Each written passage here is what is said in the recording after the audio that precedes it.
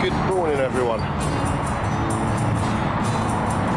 going to ride around the world. I'm Mick Claridge, and I'm going to ride around the world on my bike.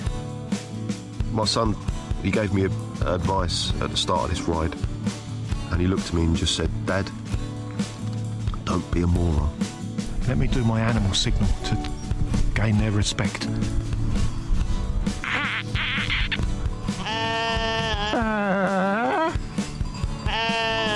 How's it going, Sally? Yeah, I'm alright, Mick. How's it going? Worse than that bit in Lord of the Rings where they go into the top and the spiders in the tunnel. I'm just hoping there's a spider at the top of this one to kill me. Freezing. And I failed. I moroned up the ride.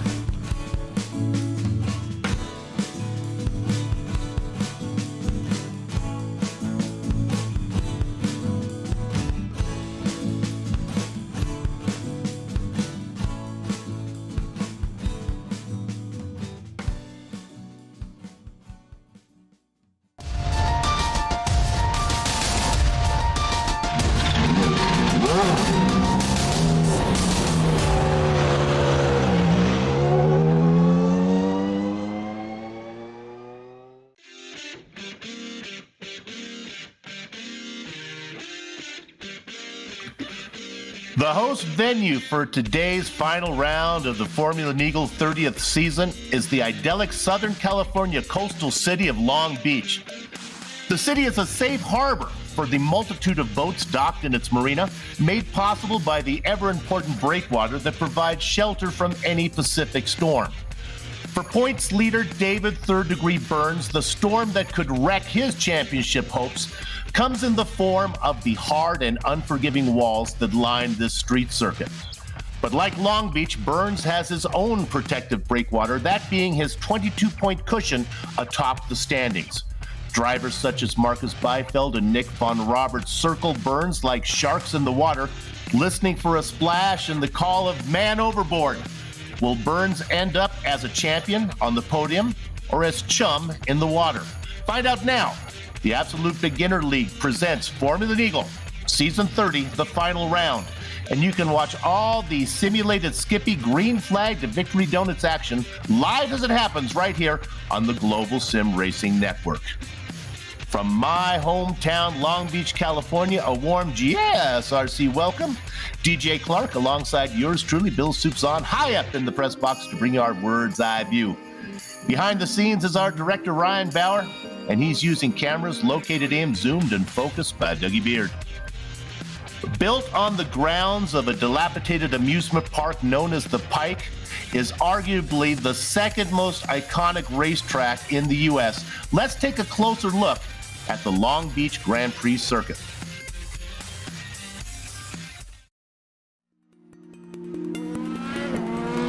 Welcome to Long Beach. Nestled into the south side of Los Angeles and running alongside the Pacific Ocean, this street circuit has made the port area world famous. Both Formula One and IndyCar have called this 2-mile, 11-turn circuit home. Winning here has become a prestige worth boasting about among open-wheel pilots. Indeed, the winners list includes the likes of Lauda, Andretti, Unser, Montoya, Power, and many other legendary names in racing. Much like its European sister over in Monaco, it's short, tight, and punishing. But unlike Monte Carlo, this circuit emerged from a rundown piece of California coast to grow into the glamorous location it is today. Down into Turn 1 at the end of Shoreline Drive is where the majority of overtakes tend to be made. But sneaky passes can also pop up in places like 6 on the way into Pine Avenue, or Turn 9 at the end of Seaside Way.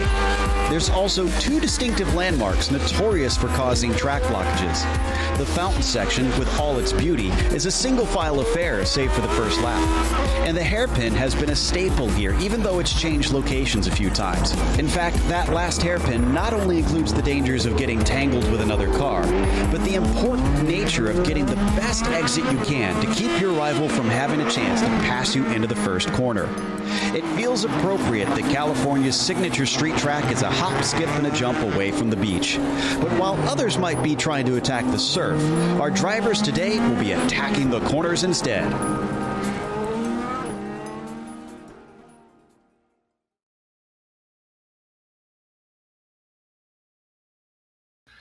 What a great video. A nice look at the Long Beach Grand Prix. I think I'm one of those blimp shots. You can see my house. Let me take this opportunity to reintroduce my booth mate, DJ Clark. DJ, good to be back with you again. Long Beach, this one should be fun. Yeah, it should indeed, Soup, and fantastic to be back with you as well. There's actually a couple of good overtaking opportunities on this circuit, despite it being a straight circuit. Look for turn 1 to be the primary area, as well as the Firestone turn, that run off a Seaside Way onto the backstretch. But that doesn't mean that there aren't plenty of areas that can catch you off guard around this circuit. The fountain section, one area in particular on the first lap that we tend to see a lot of concertinaing down and a lot of drivers getting themselves into trouble. And then, of course, the last sequence of turns, really going from that Firestone turn through the Indy left into the ever infamous hairpin at the end of the run. You got to be very, very careful there, and that's a crucial corner. You need to set up a good run off of the hairpin to have any sort of hope to get a move onto Shoreline Drive and down into turn 1 to get that overtake done. Especially with these underpowered skippies. You want to have whatever momentum you can out of that hairpin to make it work. Let's go ahead and take a quick look at the points. This is our final race of the season. There is still some suspense left, even though the introduction kind of downplayed a little bit. David Burns, well, he has a pair of wins. He's got that large margin. We're figuring anything like a 10th place or better should lock the championship up for Burns. But again, we talked about the walls here. Next to Bathurst, I can't think of a worse place to protect a lead than Long Beach. Marcus Byfield picked up an early win in round 3 at Sonoma. Nick Von Roberts, well, he was third last in the season opener, but he didn't find the podium again until he won last time at Zandvoort. How about Roger Hooker there? His best finish was third in the Netherlands. You got Jeff Randall. Well, he has one pole, but he's still looking for his first win. And then, now when Nathan Wade races, when he shows up, he's really fast. He has a win in a second. Not sure if he's here again today, but that's somebody that we'll keep an eye on for next season. There's also a team championship. DJ's going to walk you through. I am indeed here, Soupy, and up at the top, it is the team of David Burns, Two Stupid Dogs, holding on to a 16-point lead over Street Trend Sim Racing 1. That's really the battle you got to keep your eye on. The skid markers do have a chance to be able to move themselves up, but sounds a bit old school, finds themselves about 30 points behind, and they are kind of out of the contention for that top 3. WM Racing finds themselves only about 9 points behind, sounds a bit old school, so that's a battle to keep an eye on, as is Street Trend Sim Racing Christopher there, only about 4 points back of WM Racing. Then we have ABO Racing, a little bit of an island unto themselves. Then Team Hop CCR Skippy, iRacing UK Lime, and Street Trend Sim Racing 2. They're in a very close battle there with iRacing UK Lime, only about 3 points back there from 9th place. With 30 seasons under their belt, the Absolute Beginner League kind of tweaks their rules every once in a while, so it's important for us to stay updated on what the current race details are. DJ, what's going on? Well, it is the final round here in the season, and we are going to have a 50-minute race with open setups, but those setups are restricted a little bit in terms of the fuel tank. The fuel tanks are smaller, so you're going to see a 2-stop race here over the course of the session. And now this is really important here because we are running at Long Beach. There is one spare car available for these drivers, so if you get a little bit wide coming through one of these corners, you pick up a little bit of damage on the side of the car, anything like that, you'll be able to dive on into pit lane during one of those stops and get a spare car and get yourself out right as rain. You know, you talked about pit stops. You think about notorious sections of a track. Here it's the hairpin and certainly Shoreline Drive, but pit exit at Long Beach is notorious for causing problems. You got to be careful that you don't cross that line too soon. Yeah, you've got to be very, very careful about that. I mean, shades of, I believe it was Sebastian Bourdais many years ago that had that little bit of a kerfluffle coming through there. So you've got to be very careful about that. And the other thing is the way that the track limits work here for iRacing, if you're on the main section of the track, you can't drift over that blue line, and they'll go ahead and they'll give you a penalty for that. It really is an exercise in discipline as you leave pit lane, and you got to stay there because you know that your competition's coming. You want to come across and try to block them before they get into corner number 1, but you got to wait. All right, qualifying going on right now. We have a nice, healthy field. Good 20-car field at the end of the season, a testimony to the dedication of these drivers. Yeah, most certainly. And a 20-car field here just going to be about the perfect size for Long Beach. I've been here in a couple of races where you've seen 20, 30, even 40 cars around this circuit. Let me tell you something, Soup, it gets busy real quick around these streets. There you see Beifeld at the top with Hooker. We talked about him in second. Hooker looking for that first win. One of the rules that makes qualifying interesting in Formula Neagle is it's an open qualifying, and drafting is encouraged. It's team racing, and they like you to find a partner and put up a good time. Yeah, and as we said, there are two, in particular, long stretches on this circuit that do allow you to really and truly get a good heaping of the draft. As we ride on board with your provisional pole sitter, Marcus Beifeld, you're going to get a little bit of hint of the draft here going down Pine Avenue, but through the next right here on Seaside Way, that is one of the areas where you're definitely going to get a nice hit of the draft. One of the things that's kind of iconic for Formula Neagle is sometimes when you'll see a draft, you'll see the third car actually shoot the middle there because the two cars in front punch such a big hole. And sometimes the best spot to be is down in third as they work their way through under the Firestone Bridge. Yeah, you get that double draft off the cars in front of you. That can certainly be a fantastic place to put yourself into as we continue to watch Beifeld working his way around here right now. The Scandinavian driver doing a fantastic job. Towing along right now, Ludwig Sauer and Roger Hooker back in that third position, so they're going to be getting a nice heaping of the draft. Let's see what happens. David Third Degree Burns jumping up to the top of the charts. Another thing to keep an eye on, because racing is always close when we get to the white flag, I think, DJ, that the start-finish line is far enough down Shoreline Drive that I think you might be able to get him out of the hairpin before you get to the line. Yeah, you certainly could. It's going to be a little bit close. You've got to be very, very tight in behind the driver in front of you for sure. But I think that there could be that chance, as it is a pretty fair ways down the main straightaway. So we'll have to keep an eye on that. And I wouldn't be surprised if in the last couple of laps of the race we see some drivers trying to kind of time that out a little bit. There are bonus points for leading laps and leading the most laps. Not sure if pole gives a bonus point or not. I'll be honest with you, I should have done my homework on that. Burns sitting at the top right now. I'll tell you right now, if bonus points come into play for Burns, then he's not having the race he wanted. No, not at all. As we said, about 10th place or better for Burns, and we know from our experience covering the Absolute Beginners League, Soup, that if you see Burns outside of the top 5, it's a rough day for the driver of the 125. In the same respect, if you see him in the lead, that's unusual too, as he's notorious for sitting back and just letting the trouble be in front of him and giving him plenty of room to get around it. Yeah, that's very true, and that's something that we'll see over the course of the race itself, is that there's a lot of hurry up and wait for these drivers. They're very, very patient. They're very, very content to stick in a long train, save a little bit of fuel, try to cut down some times in those two pit stops that they're going to have to make, and that's really and truly what we tend to see out of these drivers. Let's put the camera, if we can. Let's lead from going on board. How about we take a look at number 14? This is Ludwig Sauer. DJ, he's been around a long time. It's good to see him out there. He's right now chasing Roger Hooker. Sitting well up the order, as he drops down one spot, sitting 7th in the qualifying. Yeah, sitting 7th in the qualifying, but only about 0.7 of a second back, and that's a really pretty good time. We're seeing gaps here of about 1/10 of a second, working their way from first all the way down to about 10th place position. That tends to be where it sorts itself out a little bit, and I think Sauer's doing a very, very good job for all of them, and want to give some credit here to some of these cameras and for the sound that we're hearing here. iRacing doing such a great modeling, as our director Ryan Bauer was picking up. You can actually hear the suspension squeaking on these cars. That is the level of intricacy to even the sound profile they put in here on iRacing. There it is, Sauer in that light blue machine. Keep an eye on him. Another driver that's fun to watch for old timers. Can we look at the 666 machine of Frederick Neptune? DJ, he's been around for us a long time.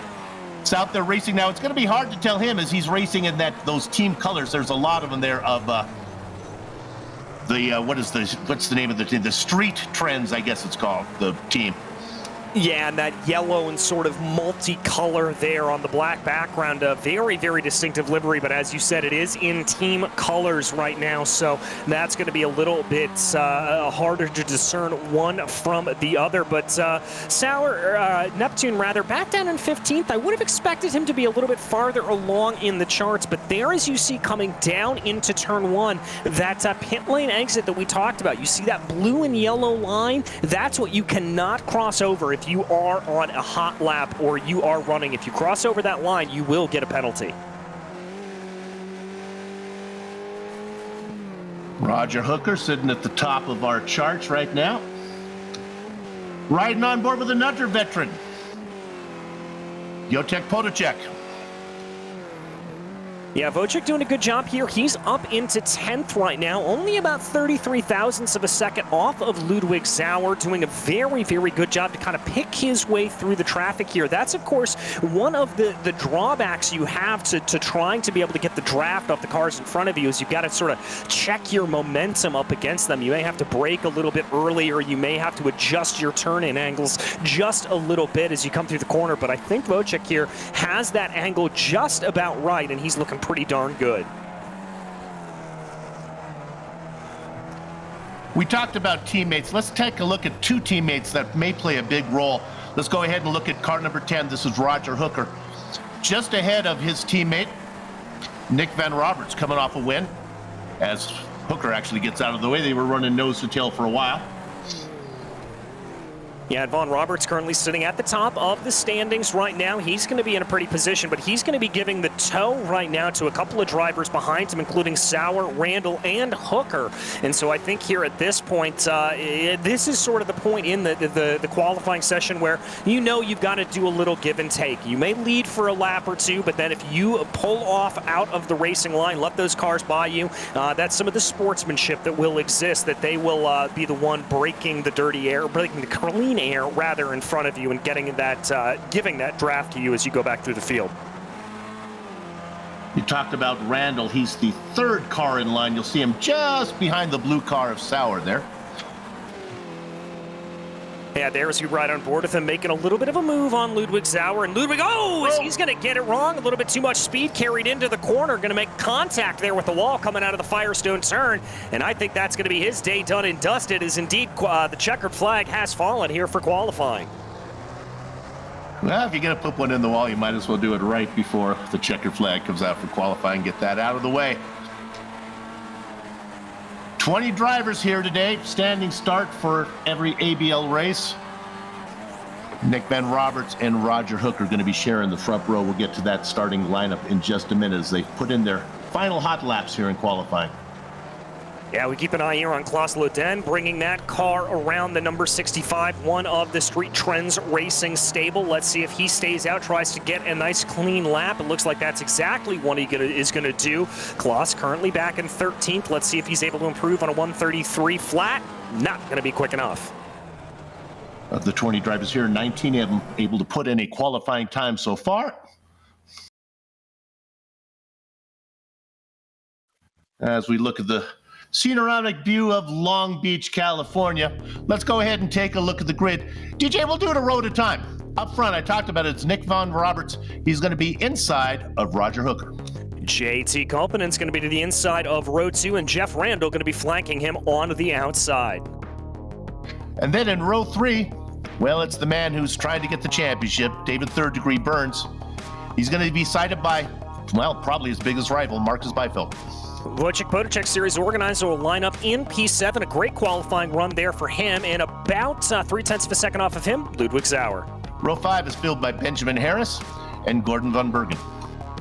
Then looking back into P11, it's the Trident himself, Frederick Neptune, with Nick Carty for company on his outside. In the biggest of the spot, it's Klaus Loudon. He's going to be inside of Dana Bowes. Ordet Iguanson will be in P15, followed by Christopher Giros in 16. 17th spot is Nick Anderson. It's going to be inside of Leo Elijah. And then Nathan Stowe will line up P11. Not sure if we're going to see Thor Tulla here today, as he has disconnected from the session, and I haven't seen him log back in. Now I believe we're going to have a field of 19.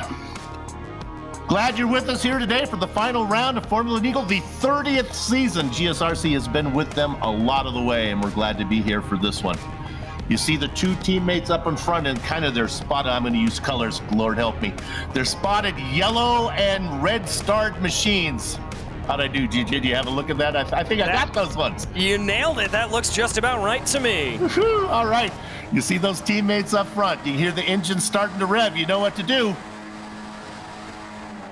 Gather at the chicken steak, cover around the cows because the horses are out of the barn. And it is indeed the two teammates leading them down into the first left-hander. It's Nick Von Roberts with Roger Hooker right behind. In third position, that's TJ Kopian. And they're going to fan themselves out here coming down into turn one. Big move there from JT Kopian coming down into the corner and contact in the front wall. That's Nick Von Roberts. Everybody getting sent around. JT got the worst of that one, but boy, there's more banging. There goes the light blue car. We talked about it, and sure enough, he goes around. Ludwig Sauer. My goodness gracious, absolute calamity there at the start, and a couple of drivers just getting their way through. And that's Burns. Burns has been involved in it. Burns is well down the order now. We talked about where he needs to finish. Points scored all the way down to 15th. That's where David Burns races right now. TJ, we've got drama. We've got drama indeed, and look at that number 125. Pretty hefty damage there on the front end of the front nose goes missing, as well as some damage on the right rear of that wing. This could be a death knell here for David Burns. He's going to have to try to get his way back forward. Let's take a look at the replay. Soup, I'm not even sure what happened to him here. I was so engrossed looking farther up in the field. Yeah, I know there was the incident with JT that happened up front, but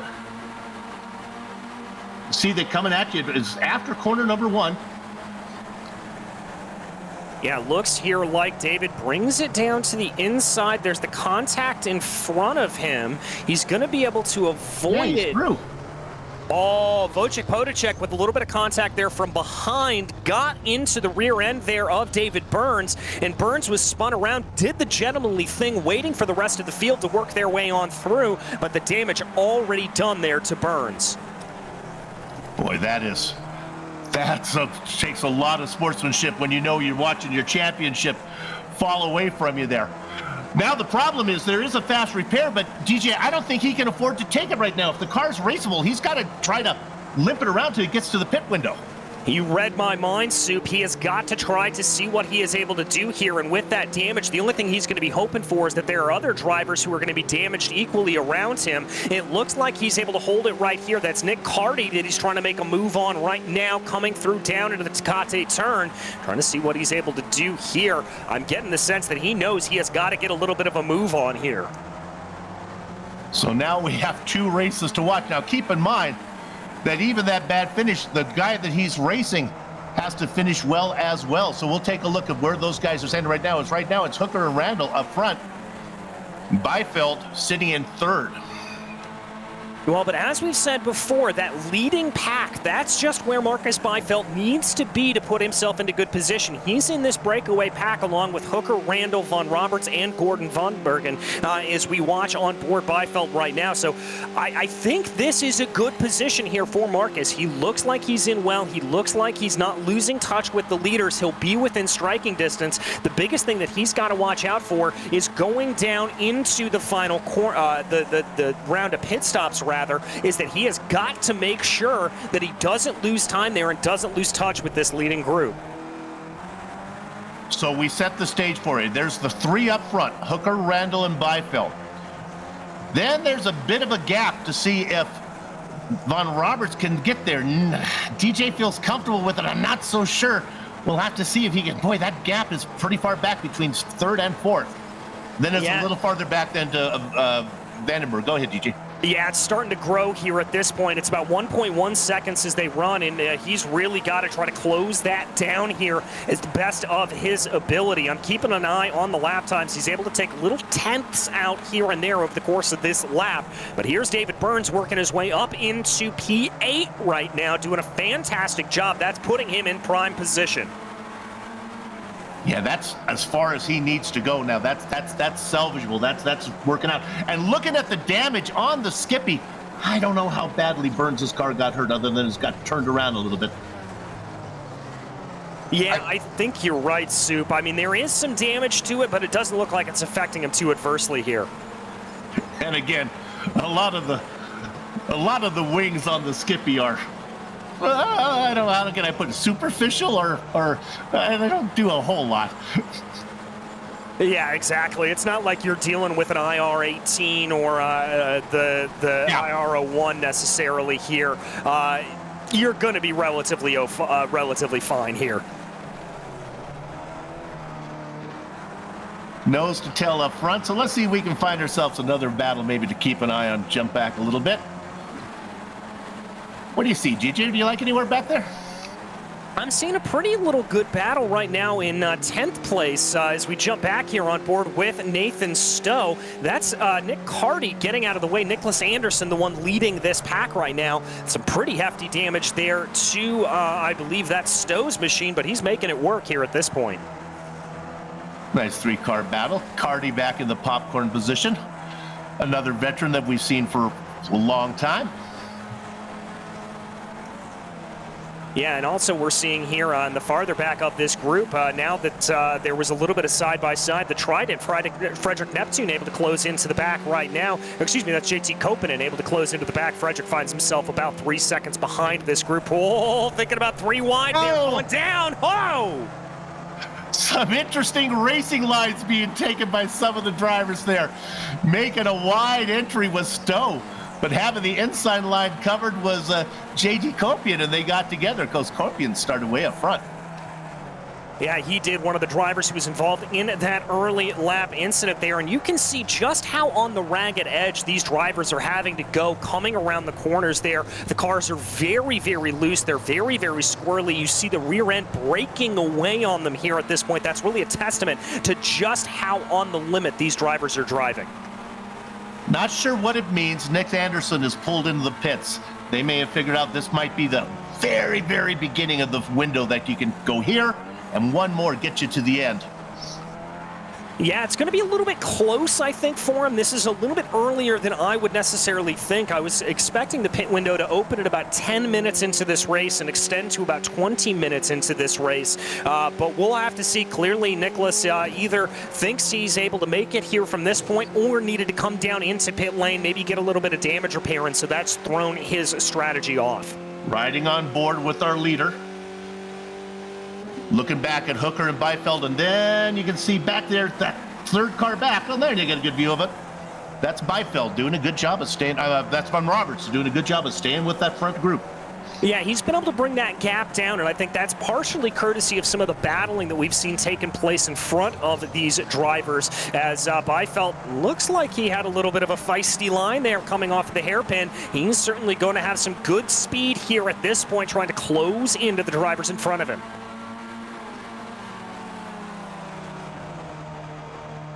Not having as much luck as Gordon Vandenbergen as he races in 5th position and is losing touch with the front 4. He's all by himself right now. You can there see him at the top of your screen. Just coming your way. Yeah, he's a little bit far off here, but he does have a little bit of breathing room between himself and Wojciech to the tune of about 3 seconds there in between the two, so that's going to allow him to race. We jump back a little farther in the field. JT Kopanen trying to put the move on Nick Carty. Side by side, coming right at you. And Kopanen gets that done. Carty tucks back in to what would be 11th position.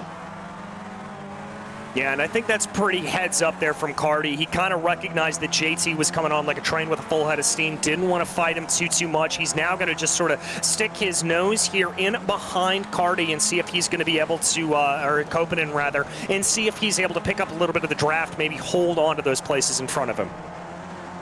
It's a long way up to the next driver, about 4 seconds before he gets to Dana Bowes, who's racing in 9th position. So Kopanen's going to have to do it himself. Nothing much happening up front. It's been Randall. Yeah, it's been him up at the front of the race and setting the fastest lap of the race just for good measure, although that's initially taken away there from Roger Hooker. Hooker's going to have a little bit of a look going down into turn one. Not going to go for it. I think that was just a little bit of a poke of the defense there to see if he can maybe get a little bit of a mistake to be drawn out of Jeff Randall, but Randall not letting any of that get to him. He's just running a good line here and not letting anything affect him. They make the right-hander back on the throttle, going beneath the bridge. Making the left of Pine Avenue. Interesting as you watch this on Pine Avenue, you can't see it on this camera shot, but if you keep going straight, you actually go up the hill and you end up on Ocean Boulevard, which was actually part of the original track. It's above the bluff. It's a rise up onto Ocean. They've now kept everything down in the business district. Coming at you to make this right-hander. Yeah, and this circuit, not really known as well, but it has gone through many changes over the years from when it was first introduced in 1975. And you would know, obviously, better than anybody, Soup, is here comes David Burns, though, continuing to work his way up through the field. Gets that pass made as he's going to be heading down into the hairpin. Talk about changes. They keep taking a little more starch out of this hairpin every year. It's not quite as hairpinny as it used to be. Yes, indeed. And, you brought up something a little bit earlier talking about the elevation change. It's something that we don't normally think about when we come to Long Beach, but there's some pretty significant elevation change, specifically going up onto Pine Avenue, down into Seaside Way. There's definitely a little bit of a rise there on the track. Not really something you traditionally see at a street course. They tend to be pretty flat, but obviously with the modern additions to street circuits such as the Music City Grand Prix or Baku, we're becoming a little bit more used to some elevation change, but this kind of setting the mold in more ways than one. Except for the incident early on, very clean race so far. Boy, that's a great shot. Look at that. Is he going to make a move? It looks like he is. You can feel it. Yes, he is. That's Roger Hooker coming to the inside of Jeff Randall. Doesn't look like Randall's going to fight that too terribly much. I think Hooker there just got a really good line. Wide run coming off of the Firestone turn there for Jeff Randall. He's going to be able to get everything back up under him, but that cost him just a little bit of time. Oh, my goodness. Randall's really working it there. On to Shoreline now, and you can see the gap back to fourth. And why we keep talking about... Well, Nick Van Roberts, he got that win. He's coming off the win last time at Zandvoort. But the driver that's really going to be important is a driver in third. That's Marcus Beifeld. He is the guy that's 22 points behind Burns. But boy, DJ, a champion, what he can do is make lemonade out of lemons. And that's what Burns is doing right now, sitting in seventh. Yeah, it certainly is. He is doing a fantastic job. And let's also give some credit here to Marcus Beifeld. He's doing exactly what he needs to do. Remember, we were a little bit worried that he was falling behind here earlier on in the race. He certainly is not falling behind here at this point, just doing exactly what he needs to do, positioning himself to be in striking position when that white flag flies. That is the absolute way to go here in the Absolute Beginners League. Talk about hard chargers. Gordon Vandenberg is up 5 spots. We haven't talked much about this. Let's go to car number 36. He's our hard charger of 8 positions. We're talking about Christopher Garros. There's another veteran. He's all by himself right now, so we don't need to stay on him too long, but we'd like to give a little love to drivers that have done well. Now, some of that, DJ, is probably from attrition. Yeah, exactly. We have had a couple of drivers who are classified as out of this race here at this point. Benjamin Harris, Klaus Loden, and Thor Tulla, who was a DNS here on the day. Looks like we are in the midst of that pit strategy, though, as Nick Von Roberts just headed off down into pit lane. So Von Roberts is the first of our leaders to bite. I always worry about this when you're first and nobody comes with you. That means you're going to have to at least do your outlap all by yourself. Yeah, and I think the big concern here is we're also seeing David Burns and Christopher Giros coming down into pit lane. One of my bigger concerns would actually be coming out here in a little bit of slower traffic. We know the speed and the pace from these drivers in front of you, and if you find yourself falling back a little bit from that, getting bogged down in traffic, held up for even just a few corners, that could cost you valuable tenths out on the circuit, and that could find Nick Von Roberts falling farther back in the order and farther back behind Byfeld than he already was. Van Roberts comes out. Fortunately, looks like he has some clean track in front of him. So with that, what we'll do, we'll throw our attention back up to the leaders, because they'll probably be coming in, if not this lap, the next lap, and then we'll see how we'll go back and we'll catch Von Roberts and see where he plays out. Now look at our leaders. We have some trouble here as we have a lap car in front of them.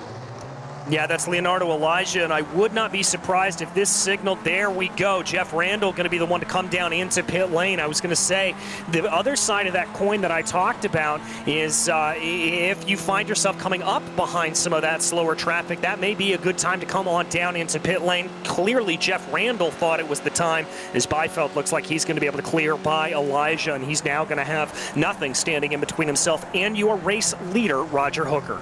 Randall pulls into his box. So what we'll do now, we'll go ahead and let's find Nick Van Roberts, the leader of all the cars that pitted, car number 27, going through the hairpin right now.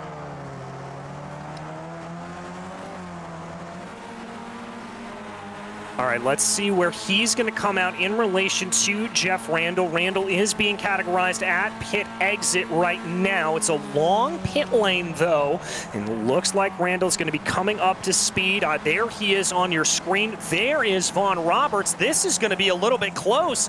I think Nick Von Roberts is going to have gained a little bit of time in that running. Only about 0.3 of a second behind Jeff Randall. Clearly, the undercut may be the way to go around here. So they come out nose to tail, and boy, there's no tire change, so the tires are warm, but you can see that Roberts is really working it as he gets the car sideways there. That's going to lose some momentum as they head underneath the bridge. Yeah, that certainly is going to lose him a little bit of time, but I think he recognized a little bit of an opportunity to try to press. Yes, no tire changes, so the tires are up to temperature, but being stationary for about that 13 or so seconds is going to cool the tires a little bit, and I think Von Roberts wanted to have that attack as here comes Hooker and Byfeld down into pit lane. Nose to tail. Such a long pit lane here in Long Beach. Man, it takes a long time. Yeah, it certainly does. Looking at the cone to cone here, about 50 to 52 seconds is what I'm seeing here for the pit stop delta as drivers now work their way through. This is going to be the battle to keep an eye on. Randall and Von Roberts compared to Byfeld and Hooker. Byfeld and Hooker both being categorized at pit exit right now. A little bit longer stops for both of them, but we'll have to see how they come out of pit lane. Randall and Von Roberts are nose to tail down shoreline. Impassive pass being made by Van Roberts. And they come out right behind the two drivers who pitted. 1, 2, 3, 4. It all comes out in the wash. The leader being Byfeld. Well, he's up to the front. He's up to the front, and the big gainer out of all of that, Nick Von Roberts, who, remember, was over a second back. He was kind of in a little bit of no man's land, and now the number 27 finds himself right on into the mix of what is now a 4-car fight for the lead of the race. So absolutely incredible stuff here from him. He really called that pit stop strategy correctly. With that said, going around again, am I have this right? Our leader is Gordon Vandenberg, but he's yet to pit, and he's going to stay out one more lap. Well, he's clearly thinking that the overcut is going to be the way to go around here. Obviously, a longer strategy there for him, but there's Gordon Vandenberg, and on your screen, being able to keep going one more lap. Lapped car in front of him looking like he's getting a little bit squirrely. That's going to be Leonardo Elijah. Oh, that's going to slow down Gordon a little bit through the fountain section. He is indeed the only driver of any significance here running up front that has yet to make that stop. So he's going to run it till it's dry. Well, Well, I guess in theory, DJ, the car's lighter. Maybe it'll be a little faster. Yeah, it certainly will be. Now, it's not going to be as an extreme of a difference as we see in some other cars that have run on this Long Beach track. In particular, the car that's coming to my mind is the Lotus 79 in particular. That car, notorious when it gets very, very light, that it is an absolute rocket ship. But, yeah, I mean, if you're able to go a little bit longer, you might as well do it. He's going to suffer a little bit, I think, because this will probably be a longer pit stop here. But he should be able to extend that second stop, and hopefully that second stop will be shorter. So a little bit of a strategic call here, and really adding some intrigue into this ABL race. Well, our leader is around the hairpin now, and he does bring it in. Now, so far when we've been covering the over-under, the pit stop drivers have all gotten out in front of the guys that were out on the track. That's not going to be the case for Vandenberg. We're going to be able to watch him and watch the leaders go by. Yeah, they're certainly going to be able to work their way on by, as I'm still waiting here. Here he's just down into pit lane, making the stop. We check back in on David Third Degree Burns here, up into 8th place, trying to close in on Ludwig Sauer up in front of him. Closing in as they make that. Gaining ever so close, looking to pick up one more position, and I can report the leaders do go by our last pit stop driver. So Gordon Vandenberg drops down into 5th. And that's the pit cycle, at least for the first one, DJ. Yes, it is. We'll have another one coming up here in probably about, I think that'll probably kick off in 10 to 15 minutes time. So we're just going to have some racing out on track to see how this is going to play itself out. Probably going to be a little bit of a situation where we're not going to see a whole lot of passing for these drivers. I have to imagine that they are going to be pretty content to stay in line here at this point. Why don't we take this opportunity, maybe do a quick run through the field. There's only 19 drivers. We can probably get them all covered. I'm going to take the front pack right now. So your leader up there is Marcus Beifeld. As he goes under the bridge, he's being chased by Roger Hooker. And then Hooker's teammate right behind him, Nick Von Roberts. And then, DJ, I'll let you take 4th. Well, 4th place is going to be Jeff Randall. He currently sits about 1.5 seconds back from that battle. It's not going to be the best run for Jeff, but he's going to have to try to get his way forward.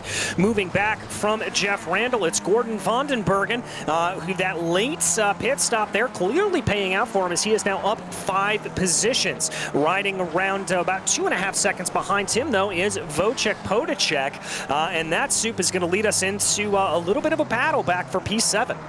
Ludwig Sauer in the light blue car, being chased by the man looking to get the championship, David Burns. That's for 7th and 8th position. Let's stay on this for a little bit here, as, Sauer's going to make a pit stop.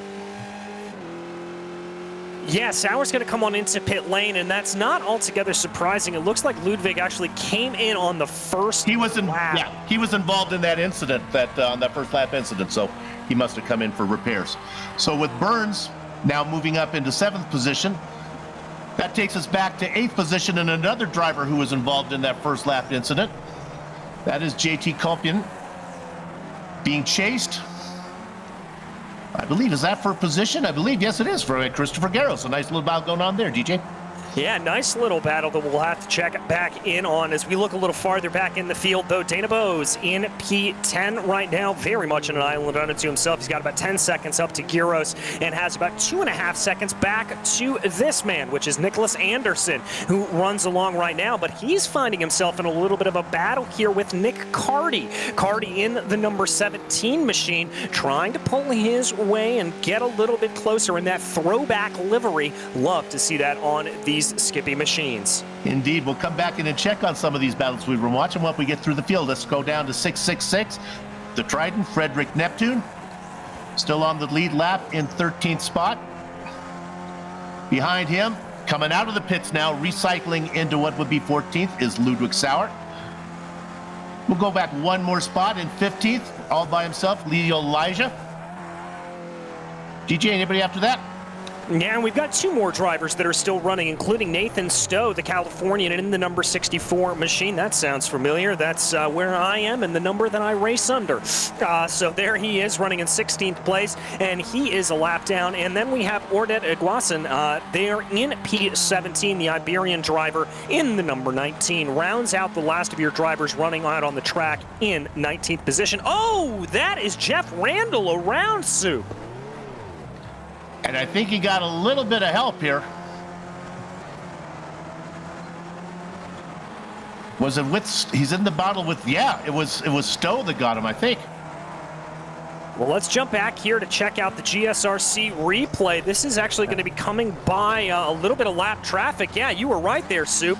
That was Stowe there, and just kind of got it all wrong, and a little bit of damage there to the front of the 107. I've got to think that's going to be an unhappy camper there behind that green and yellow machine. Yeah, some miscommunication there. Just Stowe took a line, but maybe wasn't the line that Randall thought. Boy, that's a race gone. The Randall looked at a lot of potential. Didn't come out this time. Let's go up front. We got a little battle for the lead. I was going to say, but the battle that is coming into play here, Nick Von Roberts able to move his way up into P1. That is probably an assisted pass there, as he and Roger Hooker are both teammates, so probably a little bit of communication there between the two. So what was once a 5-car battle drifted down to 4 and is now really a 3-car fight for the lead up front between those drivers, Von Roberts, Hooker, and Beifeld.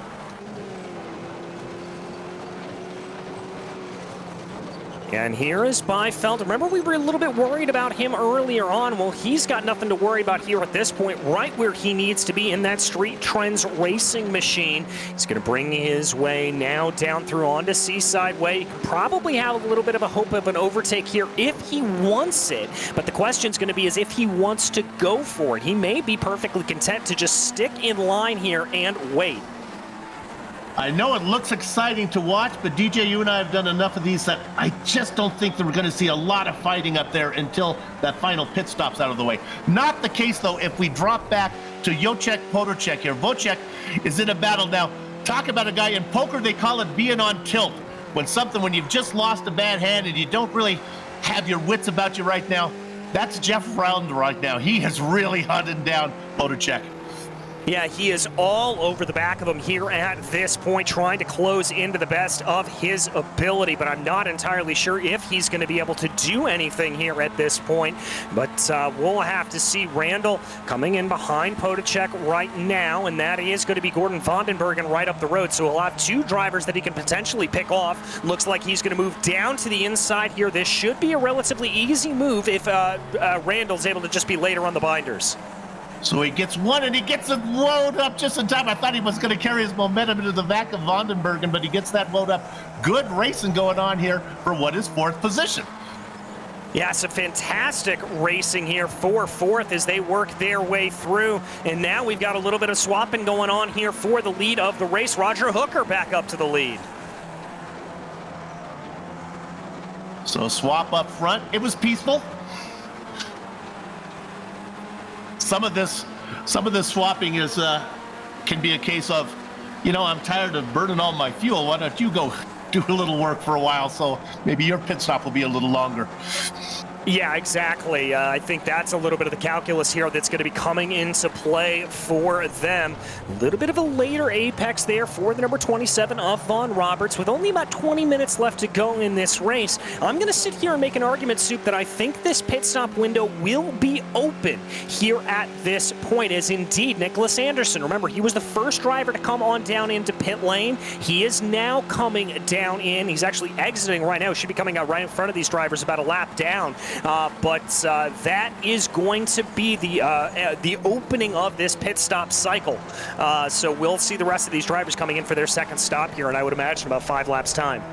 Want to take you back to 4th position because this is really heating up. This is Gordon Vandenbergen, and there he is again, Randall now. He's already got around Potocek, and now he's getting next on his hit list. Moves up into 4th position. They work around the slower car of Nathan Stowe. Potocek gets in there as well. trying to work their way through, maybe use a little bit of Stowe as a pick to try to get their way on by. Gordon Vandenbergen, want to give him credit. He's been able to close in and keep in behind Jeff Randall here at this point. I thought Randall would have streaked off into the distance, but clearly that is not the case.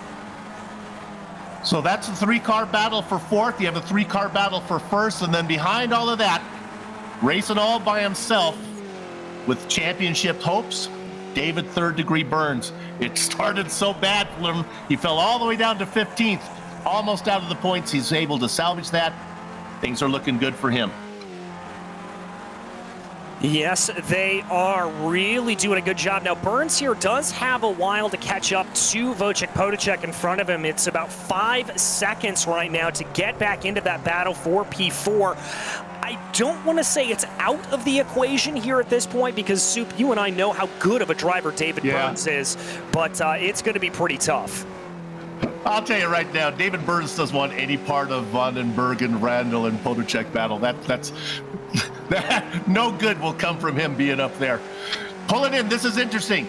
JT Koppanen coming in for a stop. Now, he was on the lead lap, probably the first of our quick drivers. Remember, he qualified very fast, but got caught up in that early first lap incident.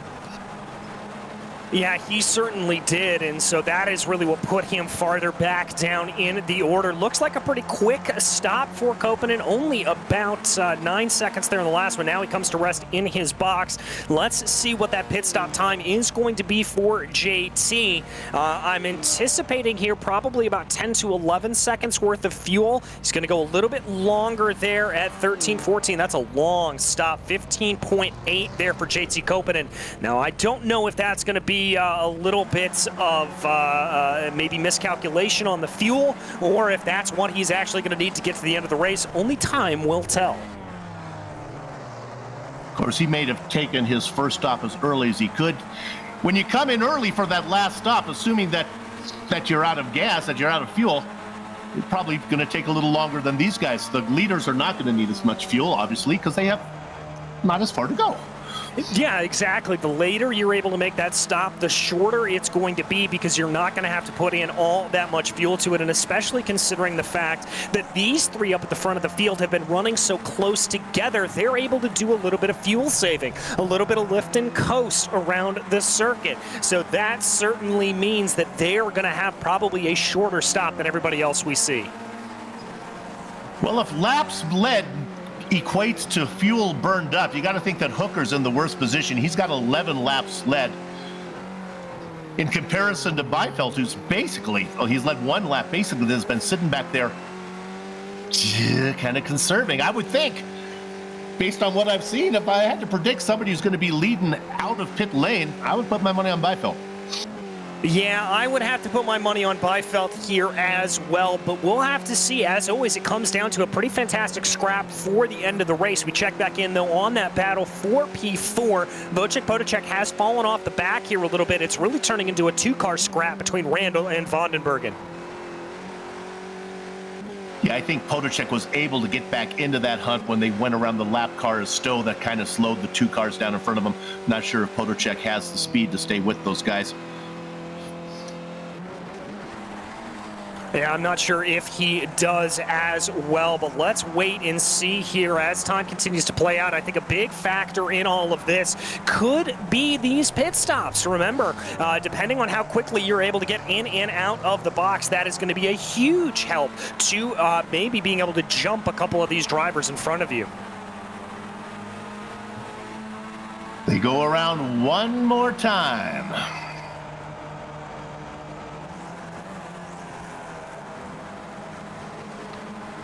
More time here for these drivers. The great waiting game. Whoa, Beifeld, though, I'll tell you what, he is not waiting around. He is pushing as hard as he can. You can see him clobbering the curbs there.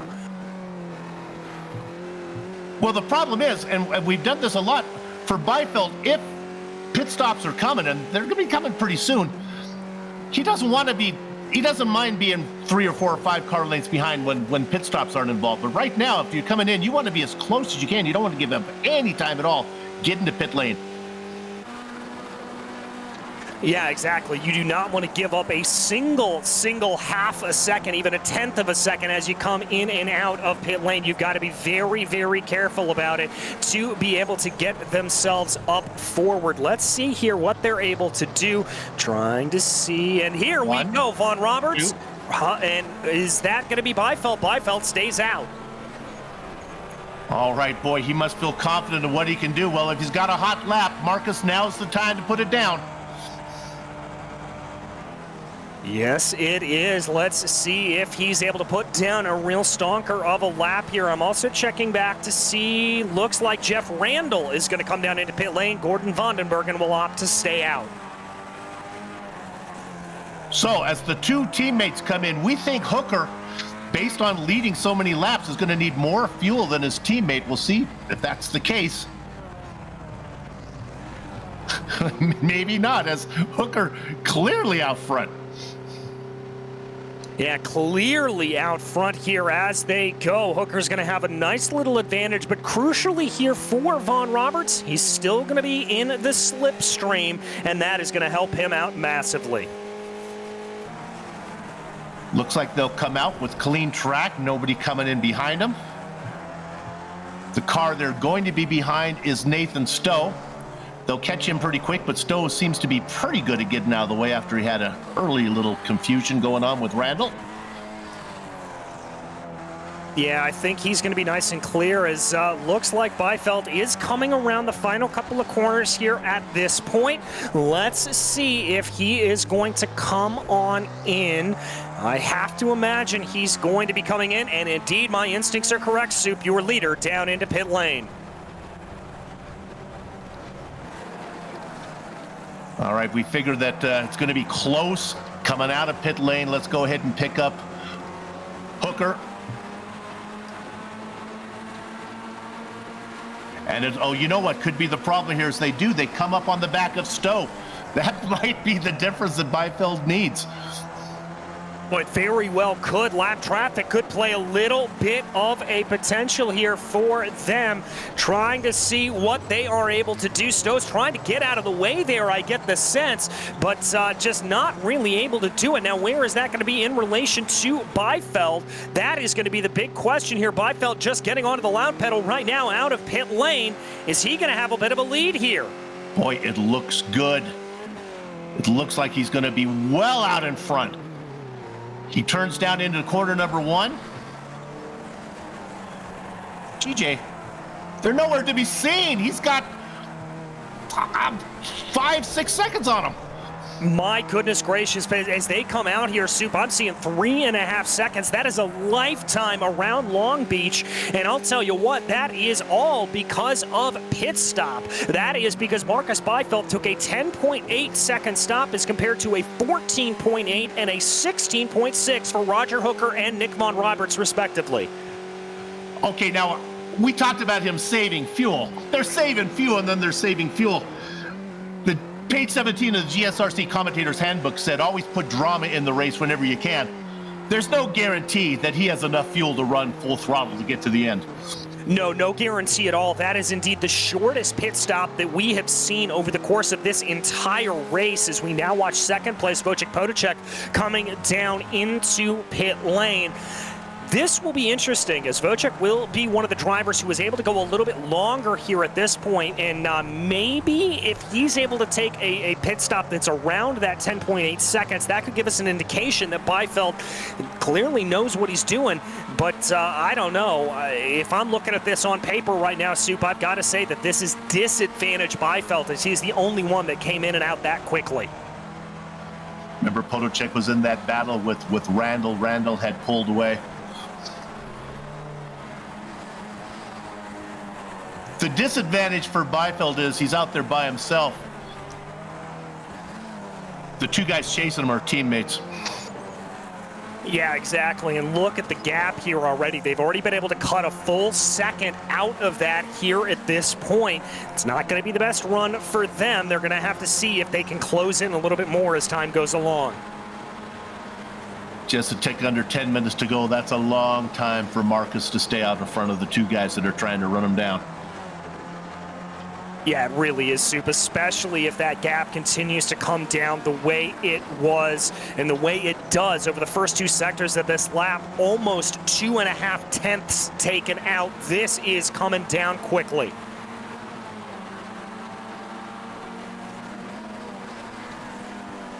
So I'm looking at Potocek. Did he come out? Has Randall made his second stop? Did he not? Looking here, I believe he did, yeah. So look what Potocek has been able to do with that race. He's well out in front of Randall. Yeah, well out in front of Randall. So Vocek here is going to be in pretty good cruising conditions here. I think that should promote him up into 4th place when Gordon Vandenbergen finally decides to pull that car down into pit lane. Let's go back and look at Randall. He's been in a battle all race long. Now this time he's got Garros behind him. Yes, he does. And now Garros is going to be trying to push here a little bit to see what he is able to do. Looking down to the inside. Got to be careful there. Almost contact coming through the hairpin, but it looks like he's been able to make his way on and through.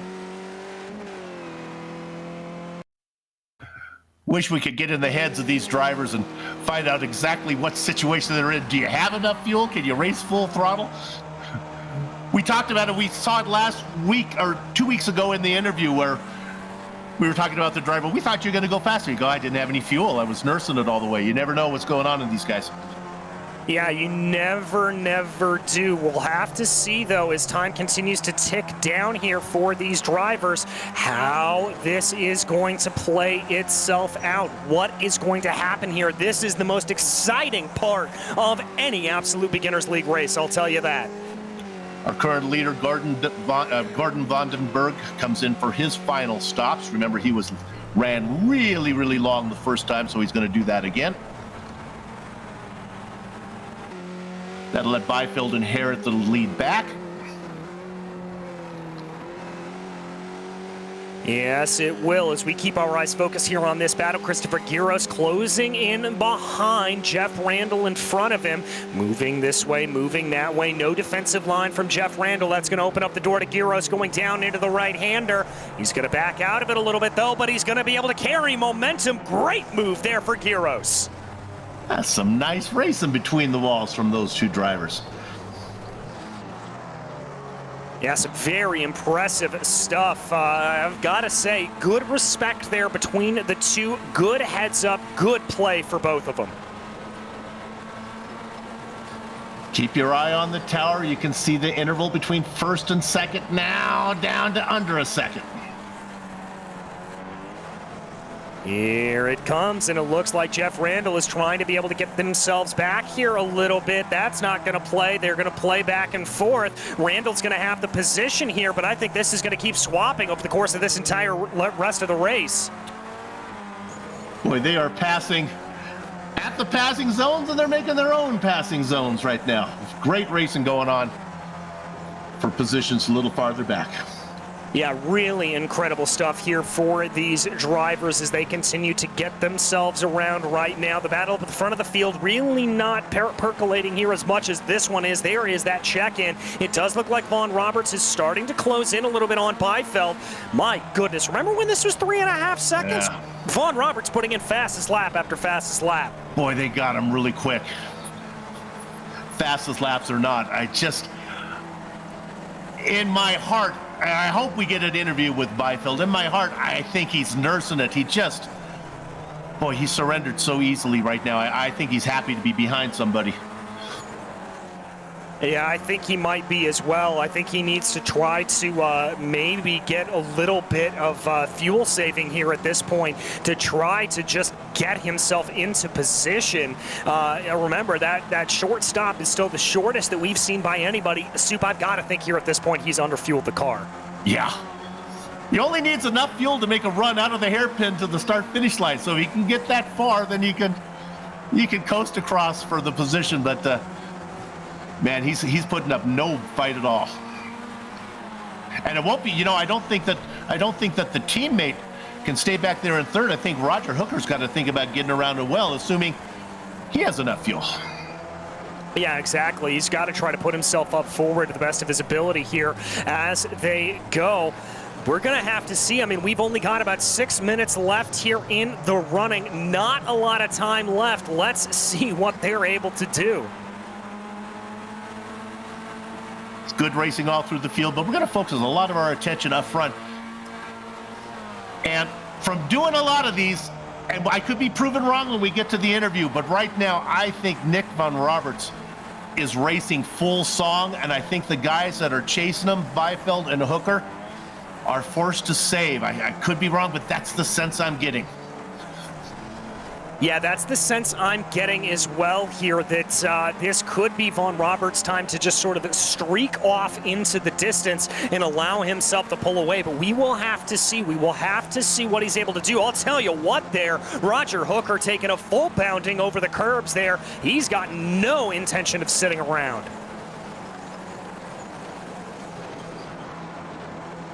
Remember Von Robert coming off the win last round, if I'm correct on that, and he ran away with that one as well. He was really the only driver who could race at the end of the race. Yeah, you're completely right there about that. Von Roberts giving a big thank you there to, I believe that was Nicholas Anderson, getting out of the way for the leader. Again, some good sportsmanship being shown here in the session. Boy, the battle is really for second right now. Hooker is trying to find any way around Byfeld, and he's not waiting. He's trying it on the difficult sections. You would think this is the time now. He's real close. He's a half car length behind. This should be easy to do down Shoreline Drive.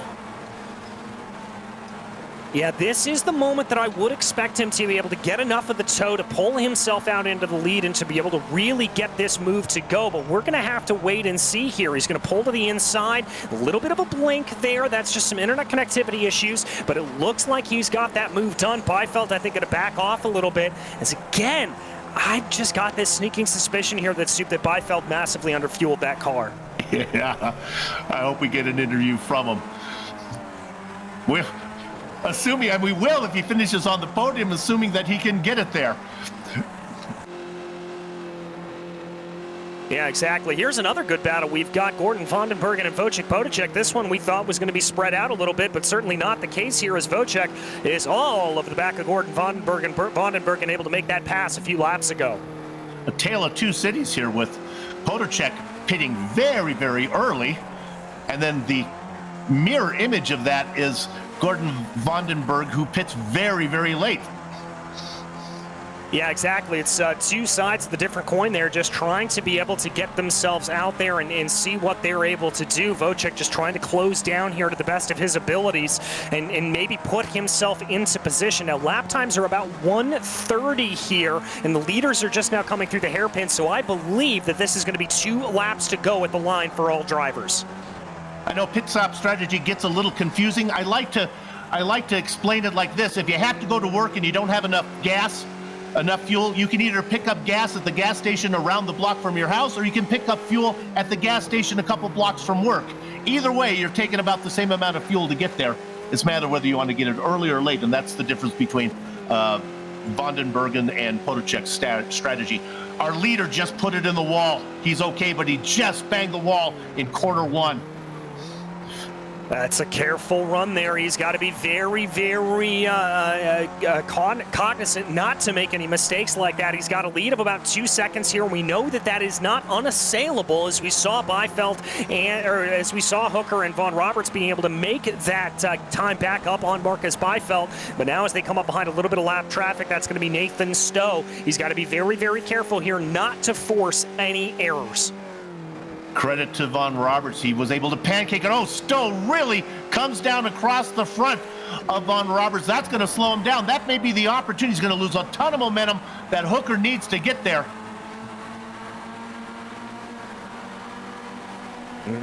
Let's see. It looks like he's backing off a little bit, and that's actually going to cost him about a full second here as they run. They are going to be coming to the white flag this time. Oh, more of a checkup.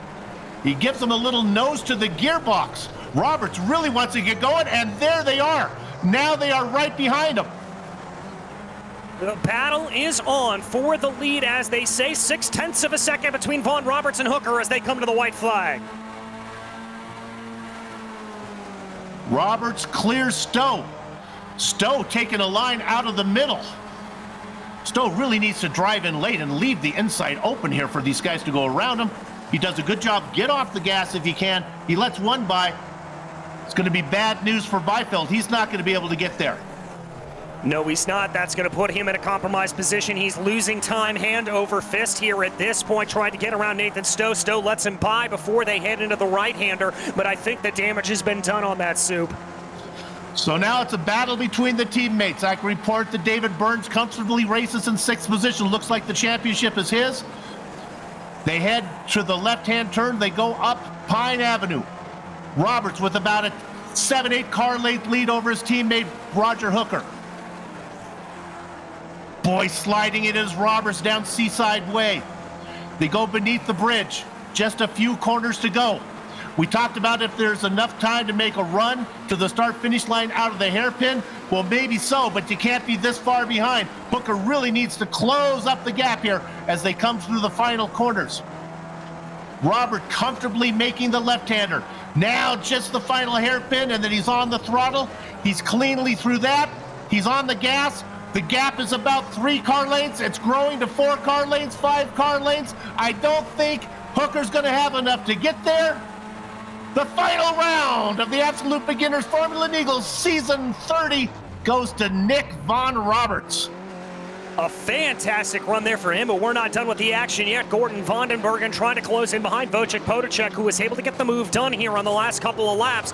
Vandenbergen very close behind that number 28 as they come off of the corner right now. There is the checkered flag flying. Is Vandenbergen going to be able to get the run here? I don't think so. It's going to be Podacek at the line. Start-finish line too close.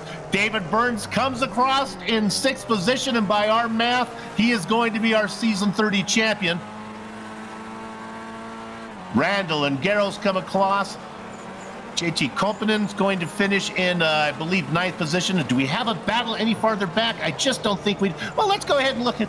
Nope, there isn't one back there. So as they come across the line, we're going to take a short break. We'll be back, run down the entire finishing order, talk to some of the drivers. Hopefully we'll get David Burns in to congratulate him on his championship. We'll see you in a few.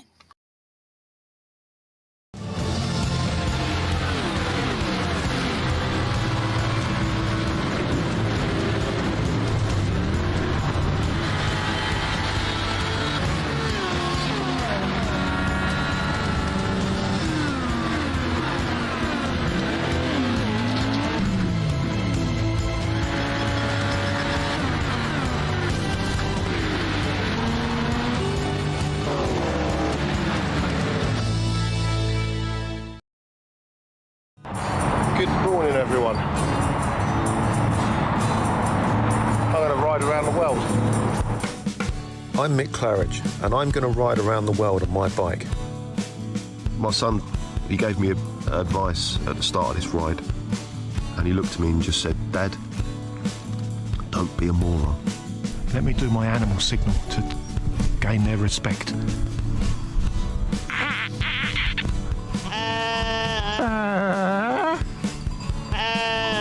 How's it going, Sally? Yeah, I'm alright, Mick. How's it going? Worse than that bit in Lord of the Rings where they go into the top and the spiders in the tunnel. I'm just hoping there's a spider at the top of this one that kill me. Freezing. And I failed. I moroned up the ride.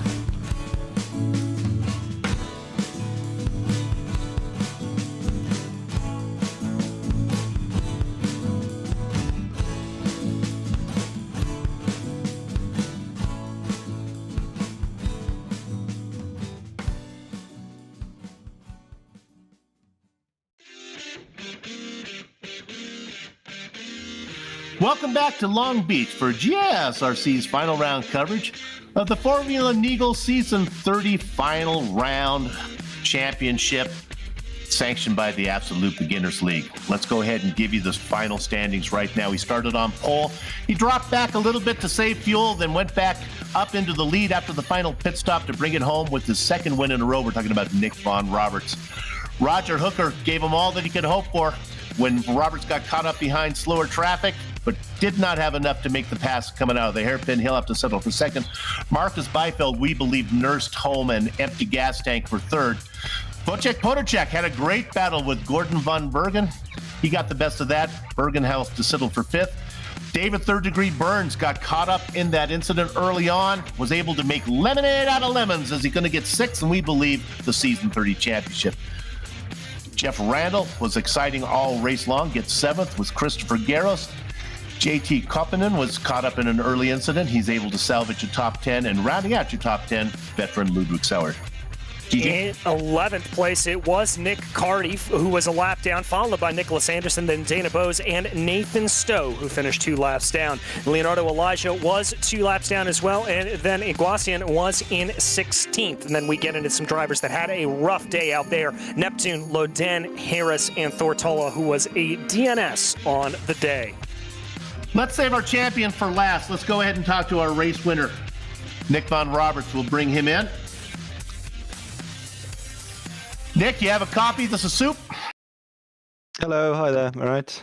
Well, you did it again, and it looked like you might have been the only driver that had fuel to race with at the end.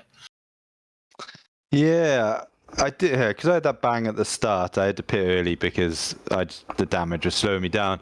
But yeah, when Marcus came out of the pits at the final stop, I thought it was 5-second lead or 3 to 5. I'm not sure exactly how much it was. And I thought, what have I just overfueled? Or and yeah, it turned out to be great strategy from him, I think. I don't know if he ran out at the end or not. I'm not sure. Well, you were out in front there, but then we thought you were going to walk home with it, and then you got caught up with some lap traffic, and all of a sudden things got tight. Yeah, we came across Nathan a few times, and I'm quite aware that he sort of just races his race and you go around him, which is fine. But I nearly hit him a couple of times just because braking so early. I was just a bit caught out by it. Yeah, it could have turned bad at the end there. Yeah. We were talking, DJ and I were talking, if there was enough time out of the hairpin to the start-finish line that a pass could be made. Were you pretty comfortable, pretty confident coming out of the hairpin that there was enough time for Hooker to get you? Yeah, I don't think that's long enough, really. You have to have a great exit, and the person from probably have to make a slight mistake. You can't really catch before the line here. Yeah. Well, congratulations on the win. Are we going to see you next season? Do you like the series? Can we look forward to you next round? Yeah, I'll be here next season. I really enjoy it. It's great. It's a different format to the official, like being a longer with pit stops, so it puts another element of doubt or element in there. So I really enjoy this. Yeah, and the obviously Formula 4 as well. Yeah, Nick, it makes for a fun race for you, but also makes for a fun race for the viewers as well and the broadcasters. Congratulations. We'll see you down the road. Thank you very much, and thanks for the stream, and thanks for David and everyone setting this up for the last season race. It's great. Thanks. Outstanding. Thanks a lot. Good luck to you. Cheers. Our race winner, Nick Von Roberts. DJ, who you got? I've got our second place finisher, Roger Hooker. And Roger, it looked like pretty much the entirety of that race, you had your hands full, pretty much battle after battle after battle. Yeah, I wasn't lonely, was I? No, you certainly weren't. Talk to me a little bit about how you were sort of managing that. I mean, were you being a little bit cautious and letting those passes come to you? And when was that point where you were trying to hold on for dear life? Yeah, I mean, when I saw Nick recover, or, he had that spin, and I thought, okay, maybe he's out, because I know his pace was a good half a second quicker than mine. And then, we got away with Marcus and Jeff and thought, well, maybe we can put a gap here. But once he recovered and was in the draft, I knew I was in trouble for the lead. So, yeah. Well, in terms of worrying about Marcus, were you aware of just how quick of a pit stop that he made? And did that factor into everything for you? Because we were a little bit worried that he was going to run out. Yeah, so my strategy was I went in a bit early just to follow Nick because I knew his pace was good, and I said if I could stay with him, but I was gonna have to take a bit more fuel, right? So I knew Marcus would probably go another lap or two, and he did. So I knew he would take less fuel, but how he came out 3.5 seconds ahead. That was a surprise. It was. Well, a little bit of a surprise, but you were able to recover well, and a podium here today. I would say that is a good result for you. Who makes this possible? Who'd you like to thank? Yeah, I want to thank you guys and Dave and the guys putting this series together. I mean, it was a fun race. I mean, really exciting, on the edge the whole time. Be fun to watch a stream back, and see you guys next season. We'll see you next season as well. That was Roger Hooker, your second place finisher. And now, Soupy, I believe you've been able to catch up with our championship winner, David Third Degree Burns. David, math is not my forte, but you got to be the champion, right? Oh, yes, I am, Soup, and it's been a long time coming. Yes, finally. It's about 5 seasons since I won one. Well, you made it exciting. You dropped back to 15th. I did enough math to know 15th wasn't enough to get you there if Beifeld was racing up front. You had to be a little bit worried. I'm not sure I made it interesting. The people behind me made it interesting by making me face the other way. That was a little scary, I've got to say. Well, I'll give you a tip of the hat. You sat there a long time watching the championship points slip away as driver after driver after driver went by, but man, you waited to pull that car out. You didn't pull it out in traffic.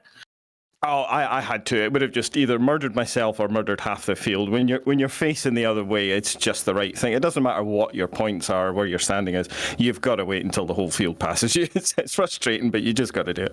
So tell us, one of the questions we had was, we thought maybe the car got away without too much damage and that you would be able to nurse it along till the first pit stop. How did it feel after the incident? It was a little iffy because the rear wing meant I had a little bit of slide. I think somehow I'd lost the front nose because in draft it just didn't feel right. But it was tricky to know for the first few laps because I had to get away from quite a few people. I was struggling to get a clean lap. But yeah, I did. I'd lost quite a bit of time. I was about half a second down, which is why I went into the pits as soon as I could to try and get the repair. Next to Bathurst, I can't think of a worse track than Long Beach to try to bring home a championship when you have a lead. I've got to say, it's a very scary track at the best. It's scary enough when you're racing at the front and you're not racing for a championship, but when you get turned around and you're facing the entire field, you're like, oh, this is going to be difficult. Well, congratulations on the championship. I'm glad I was here to call it for you. We go back a long ways, and it's a well-deserved one. And I'm sure we're going to see you next season, right? Yep, and I might as well make the announcement now, but we are retiring the Skippy. We're putting it to bed for a little while, so we are actually going to switch to the Formula 4 car for next season. So I thought we'd make that announcement right now. The Skippy's been retired before, but it always seems to make a comeback. We just have to wait long enough to see it. All right, we'll look forward to the Formula 4 next year. Congratulations. We'll see you down the road, Dave. Cheers, guys. Thanks for that. DJ, I'm glad you were here with me. We got to see David Burns pick up the championship, and Formula 4 or Formula, that'll be fun. Yeah, it'll be a good time. A little bit more downforce on those cars, a little bit more horsepower. It'd be sad to see the Skippy go, but always good to see a little bit of a change coming into the series. It'll be back. It's like an ex-girlfriend. It keeps showing up. Thanks to the team today. That's going to be DJ, Zach, and Dougie. Make sure that you check out our social media. I don't think it is Zach. I think it's Ryan, but I'll just read what it tells you. Website. You know, Christmas coming up, and you want to do some shopping. Stick with me here as I get through this stuff. Go to the GSRC merchandise store. The links are in the description down below. There's lots of good stuff for the person who has everything. Don't forget to sign up for hit the register for our YouTube channel there so that you don't miss any moments on that. This is our final race. Now, this will be our final race of the season. We don't have a date for the next race here for Formula Neagle, but we hope to be back.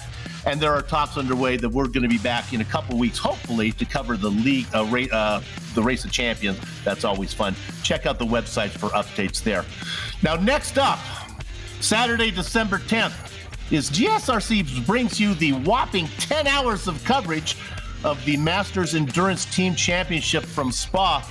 I'm hearing rumors that DJ Clark is going to do the entire 10 hours behind the mic. So that's going to be something that you may want to tune in for. He doesn't know that yet. And with that said, it's time for us to put a lock on the gate. So until next time, have fun storming the castle. And remember, race clean, race hard. We'll see you on the track.